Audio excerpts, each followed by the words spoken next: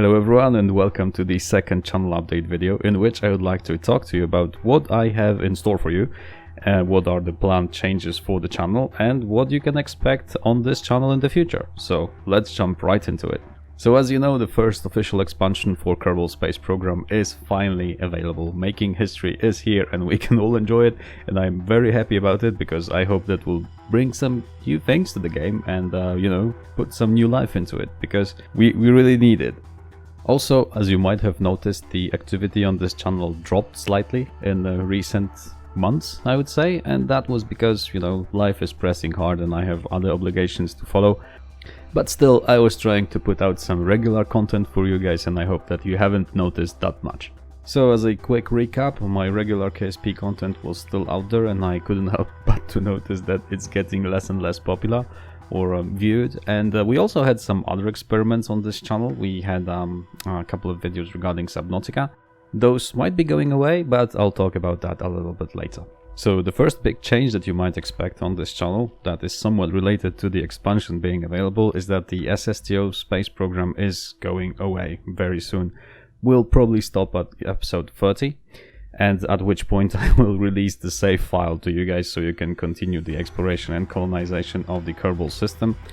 And well, that's about it. The reasons for the series to be over are actually multiple, and I'll go over them in a moment.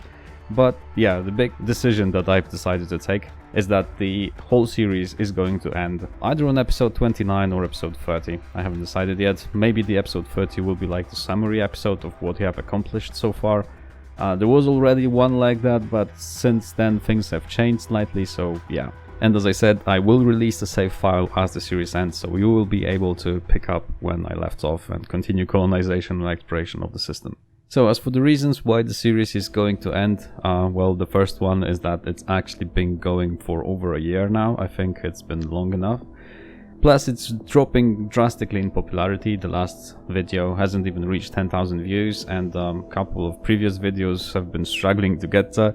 So clearly, I think the audience for this kind of content is kind of diminishing. Another thing is that mods compatibility with the newest version of KSP is no longer assured with the rather questionable EULA that Take-Two has put out. And I already been recording that series in 1.2, and now we are in 1.4, so as you can see this is getting more and more difficult. And I'll talk a little bit more about EULA and legal stuff that I find rather worrying in the end of that video, if you're interested in this kind of things. I know that most of you aren't, so we'll focus on the most important things right now. So as you probably noticed, we have been trying other games from time to time as well, and those are not doing very well, so I decided that I will set like my personal bar of approval for what kind of games you can expect to continue on this channel and what not.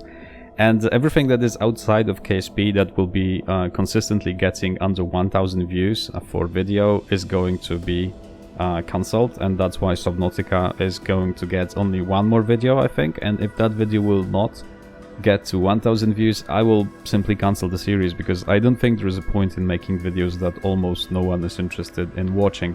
And for KSP related content, if we get to the point, and we're pretty close, but if we get to the point where KSP videos won't be getting 5000 views, because KSP is the main focus on my channel, so I suppose that the bar should be slightly higher.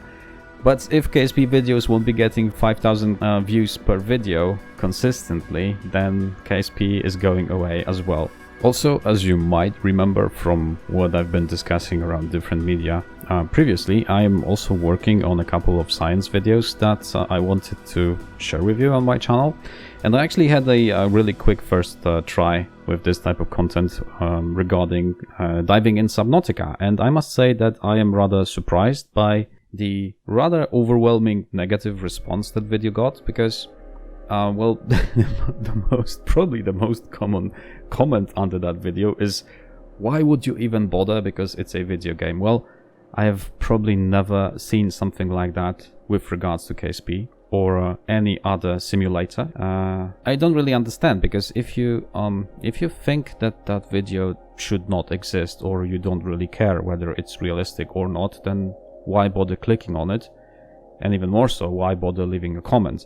But then for me at least, that was an interesting experience, to be honest, because, you know, it's not logical for me that you can simply exit a submarine and dive deeper than the submarine can go. In reality, it's something that you would never do, because if you can do it, then you don't need the submarine. It's like, you just don't simply, if we want to go into space analog, you don't simply leave your spacecraft in a dangerous environment and expect that you'll be fine in your spacesuit. And you know, this is what was kind of strange for me and Subnautica when I was playing it, up to the point when I actually started thinking, when I first played it, if I can leave my my submarine at certain depths, wouldn't that insta-kill me? But, you know, well, whatever, maybe I'm overthinking things.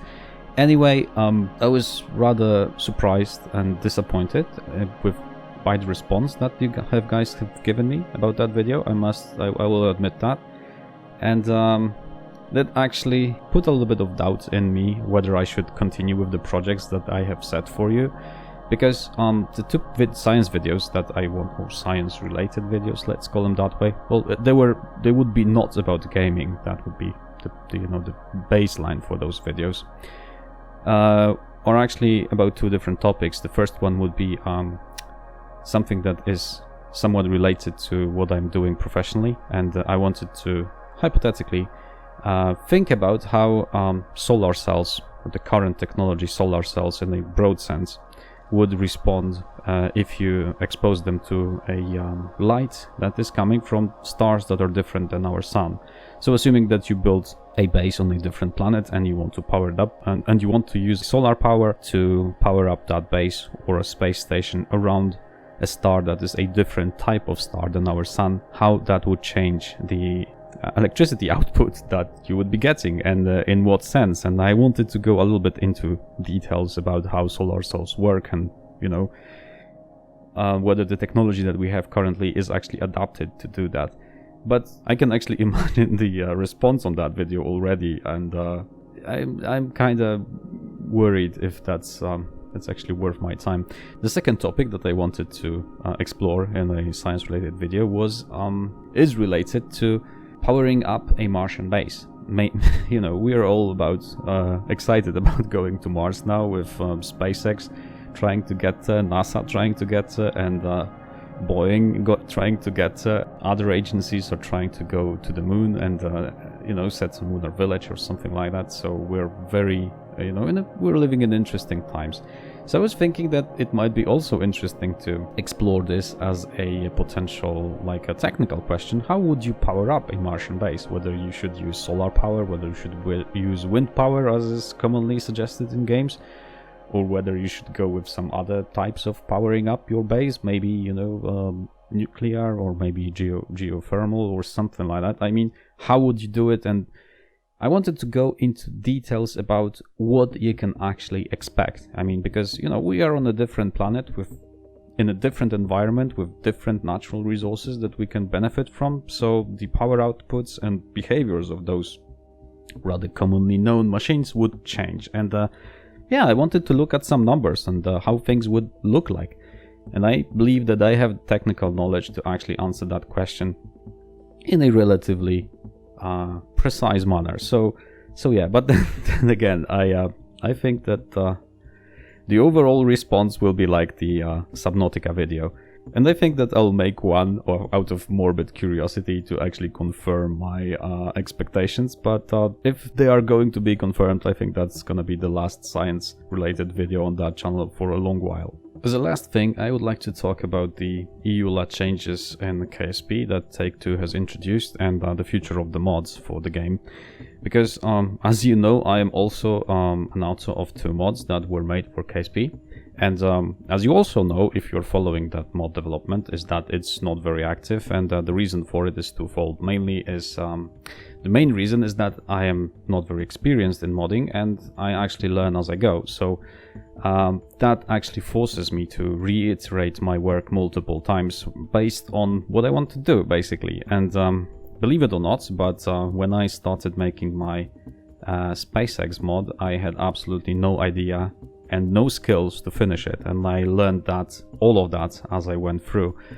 And now, as I kind of I'm able to project a little bit into the future and see what things might be possible to do when I acquire some skills that I am kinda able to determine what I need to make certain things, then it's getting more and more interesting. And I have this problem that most of creative, I don't want to call myself an artist, but apparently that's a feature that artists have, is that they never finish their current project, or are tempted to never finish their current project because their skill raises so much during that project that they actually envision something greater and grander during that creative process, and they abandon what they're doing currently and move on to something more or better, basically. And this is what I have been struggling with in my modding experience. And I can tell you that the Planetary Domes mod has been reiterated 5 times since the last release. And also the reason why it's not updated, obviously, is because the latest release is still working, or was still working, in KSP 1.3.1. And it required no update. But the new content for that mod was... build, scrapped, and so forth. That cycle continues 5 times. But coming back to the EULA changes that Take-Two has introduced, now actually any mod that adds anything to the game, be it new parts or new behavior, automatically becomes property of Take-Two Interactive. You have absolutely no rights over it. And I have been following a forum thread about that, and I see that people have a lot of misconceptions. Mostly people, I think, that never modded the game themselves, because they assume that if they don't use any assets from the game, they will retain the rights to distribute their work. Reality is slightly different, because actually to make the mod compatible with the game, you need to use an asset provided by Squad that will convert Unity files to files that are recognized by the game, by KSP. And by using those assets, you are using assets from the game, and therefore, you know, you lose all the rights to your own work, which is unfair, to say the least. I don't like the idea of Take-Two taking my work as their own on an exclusive, irrevocable license that is perpetual. And yeah, I don't really like that. And another thing that this end-user license agreement is introducing is that any video that I make about KSP is also property of Take-Two Interactive. So I have technically no right to monetize that video. And if any dispute arises between me and Squad or Take-Two, I don't have any rights to dispute that. Like, it's theirs, because I used the gameplay from KSP.